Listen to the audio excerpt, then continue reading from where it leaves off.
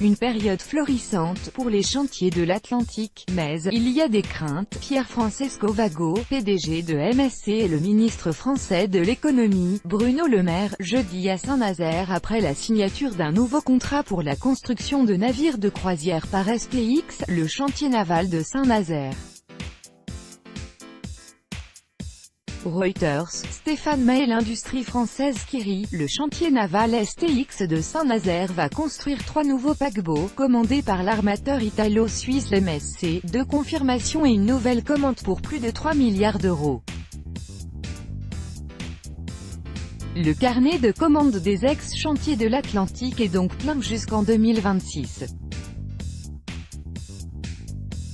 Vincent Groiselot, rédacteur en chef du site Mer et Marine, spécialisé dans l'actualité maritime, revient pour nous sur les enjeux industriels et stratégiques de ce secteur.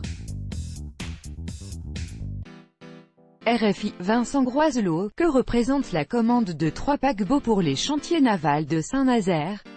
Ce qui est étonnant, c'est que l'entreprise a failli disparaître il y a quelques années seulement.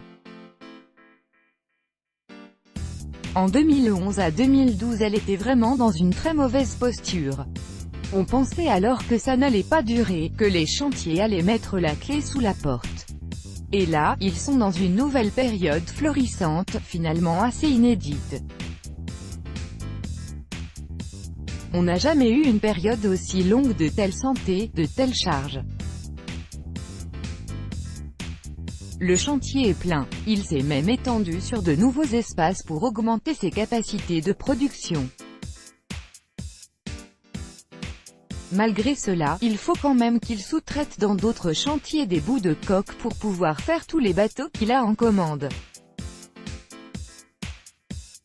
Et effectivement, jusqu'en 2026, il y a une visibilité assurée avec au moins 2 paquebots par an, parfois 3 navires par an dans le plan de charge. Et la commande de MSC aujourd'hui vient conforter ce plan de charge et cette activité record sur les années qui viennent. C'est quelque chose de considérable et une excellente nouvelle pour la région, pour l'industrie et évidemment pour l'emploi. Parce qu'à Saint-Nazaire, aujourd'hui, c'est 1900 personnes en salariés directs et 8000 personnes qui travaillent sur le chantier. Et puis, rien que pour le chantier lui-même, ce sont 200 ouvriers, techniciens, ingénieurs, qui vont être recrutés chaque année dans les années qui viennent. RFI, quelles sont globalement les relations entre les Français et les Italiens sur ce dossier? Ça marche bien avec l'armateur italo-suisse MSC qui est un fidèle de Saint-Nazaire depuis plus de 15 ans, qui a pris l'habitude de construire ses navires ici, qui a créé une vraie relation de confiance.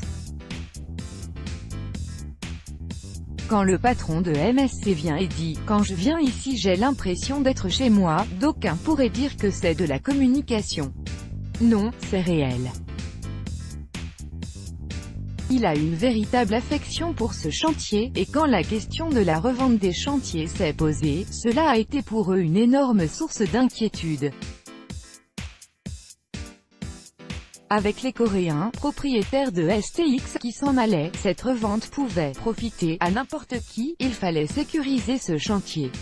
Donc, ils ont été vraiment très présents et notamment par leur commande en montrant qu'ils étaient là pour le soutenir. Les Italiens, Fincantieri, par contre, qui vont potentiellement les racheter, là, c'est une autre affaire.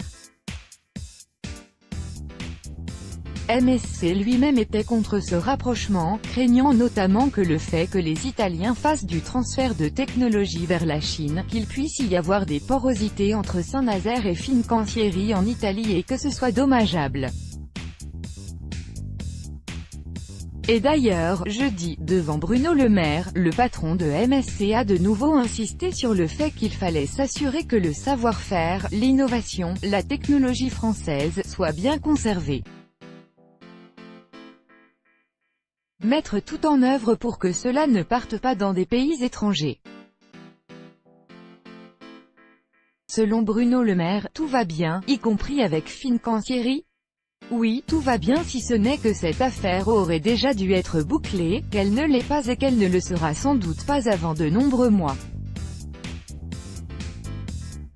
Le message que Bruno Le Maire a fait passer, c'est qu'il souhaitait que l'accord qui a été conclu avec le précédent gouvernement italien l'année dernière, arrive à son terme. Mais c'est un accord qui a deux volets. C'est non seulement la revente de Saint-Nazaire, mais aussi dans le même temps une alliance dans le naval militaire.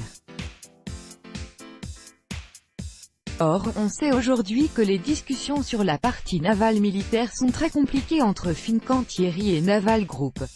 La situation politique entre la France et l'Italie aujourd'hui l'est également avec un gouvernement italien qui a changé.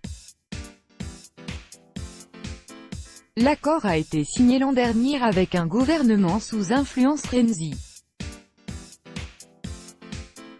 Or aujourd'hui on a un gouvernement qui n'a plus rien à voir et qui prône tous les 4 matins, l'Italie d'abord, les syndicats s'inquiètent aussi et disent, Fincantieri est un groupe public.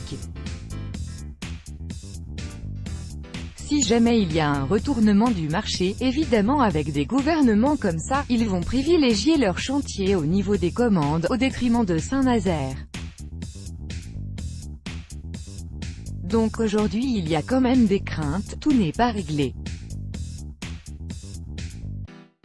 Les autorités européennes de la concurrence n'ont pas encore donné leur aval, donc de toute façon, le chantier va très probablement passer sous giron de l'État français, pendant un certain nombre de mois, et on verra bien dans les mois qui viennent quelle est l'évolution des relations, notamment politiques entre la France et l'Italie, et si, in fine, la France accepte de revendre ses parts aux Italiens.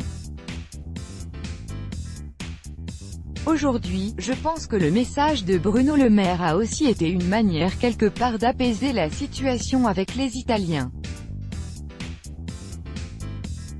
Parce qu'en Italie, la question du rachat des chantiers a fait énormément parler dans la presse, dans l'opinion publique. Cela a été assez mal vécu que le gouvernement français veuille renégocier cet accord quand Emmanuel Macron a été élu. Et donc aujourd'hui, je pense que ce message avait avant tout pour but de ne pas mettre encore plus d'huile sous le feu, le site Mer et Marine.